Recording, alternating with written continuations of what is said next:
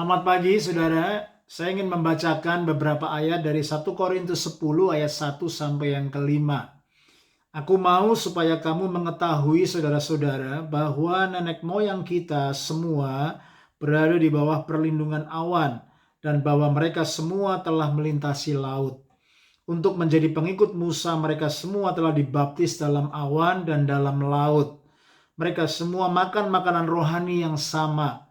Dan mereka semua minum minuman rohani yang sama. Sebab mereka minum dari batu karang rohani yang mengikuti mereka, dan batu karang itu ialah Kristus.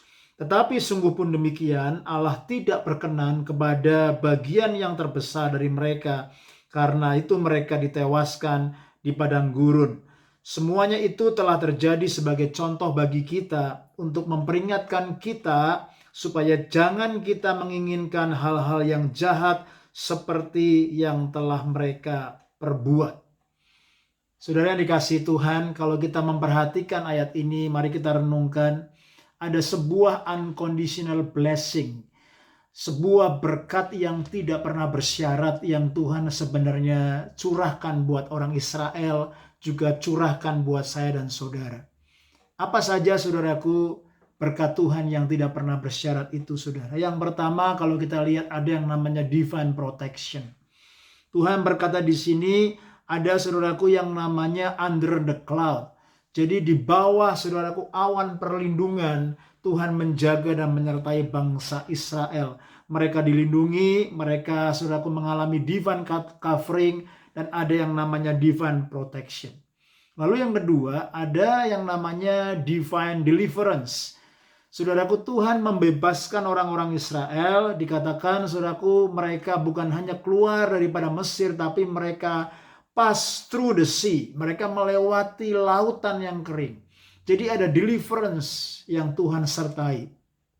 Mereka harus menghadapi sebuah the greatest saudaraku barrier in front of them. Tetapi Tuhan membuka pintu because He is the way maker. Lalu yang ketiga adalah dikatakan di sini ada yang namanya saudaraku mereka dibaptis dalam baptisan Musa di dalam saudaraku yang namanya awan dan laut. Ya, they got baptized into Moses, into the cloud and into the sea. Apa artinya saudaraku? Di sini ada yang namanya divine guidance. Jadi setelah divine protection, divine deliverance, ada yang namanya divine guidance, tuntunan Tuhan.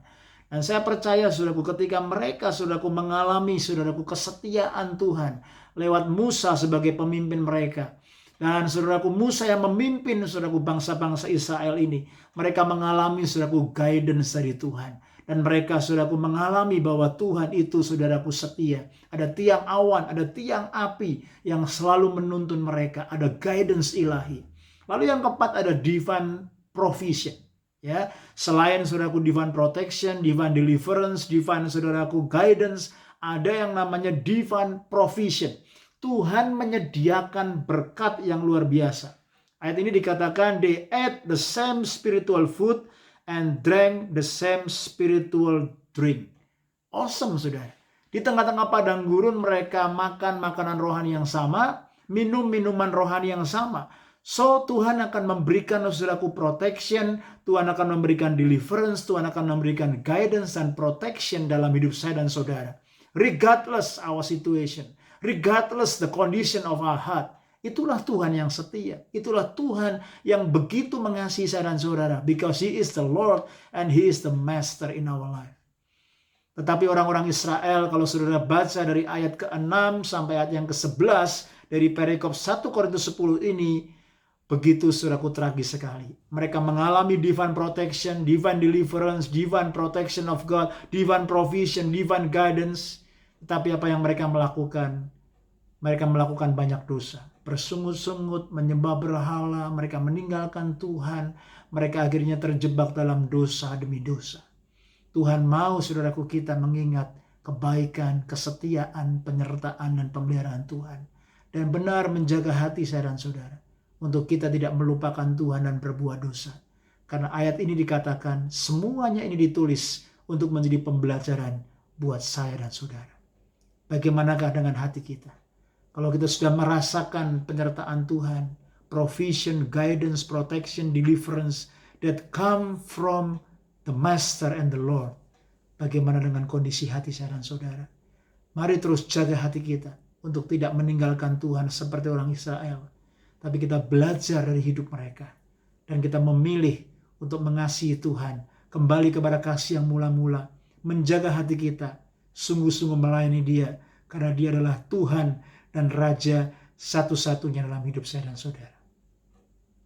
Kiranya renungan ini boleh mengingatkan kita dan boleh meneguhkan iman kita untuk terus setia kepada Tuhan. Stay strong and stay blessed. God bless you all.